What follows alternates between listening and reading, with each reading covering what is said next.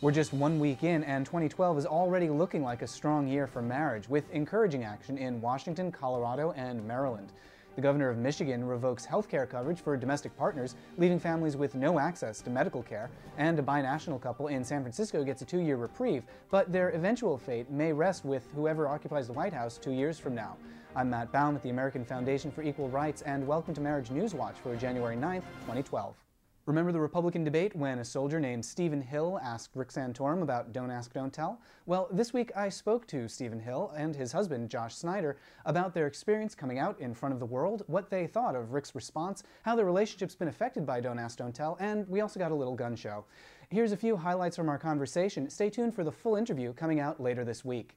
Immediately I thought, am I in trouble? Did I do something wrong? Because, I just got booed on national TV, and I'm a serviceman, I'm a soldier.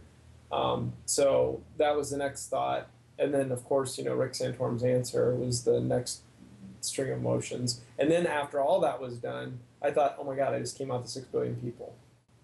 I can tell you after dealing with it for a year and being an Army spouse, it's not easy. We've been on Skype before and the mortar's gone off and he's had to disconnect, and we lost contact for a few hours. And it's really kind of weird to think, you've got your phone in one hand, and I've got Skype sitting up on the computer, and I'm just hoping Skype rings versus the phone, because God only knows. I mean, I'm the first to be contacted because we arranged it, from the standpoint of the documentation that you submit with the Army. But technically, as a spouse, I wouldn't really even be recognized. It was basically kind of all set up by us. I've had to run through my house and hide pictures of my own house. When soldiers and friends would come over. And I've had to ask people to leave my house. I've had to make my roommates lie. I've had to do a lot of stuff. And, the resentment of that kind of stuff. And then the resentment of knowing that for 20 years I fought for my country and I fought for everybody's rights except my own. I mean, that's basically what it is. And I have to lie to do that, and it just isn't right. Let's look at some headlines from around the state. This week, the governor of Washington, Christine Gregoire, will introduce a bill to legalize marriage. LGBTs have a good ally in Gregoire. She introduced a 2009 bill that legalized civil unions.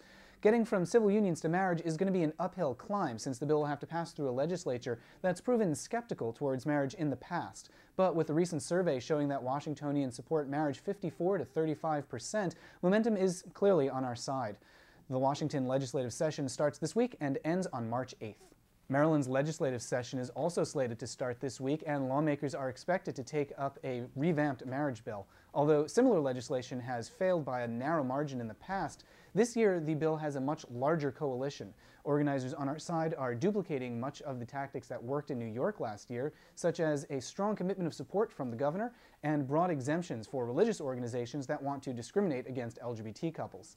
The Maryland Assembly is scheduled to start this week and adjourn in April. And Colorado's legislature starts its session this week with a group of Republicans playing catch-up with Democrats to support a civil unions bill. Colorado's constitution prohibits marriage, but a survey from September shows that 76% of Coloradans favor some form of relationship recognition. Domestic partnerships suffered a setback in Michigan this week, with anti-gay Governor Rick Snyder signing a bill that would force most government employers to deny health care benefits to domestic partners. The law is particularly cruel to LGBT partners because domestic partners are singled out for denial of benefits while other family members can continue to receive them. The American Civil Liberties Union has filed a lawsuit on behalf of teachers and local employees.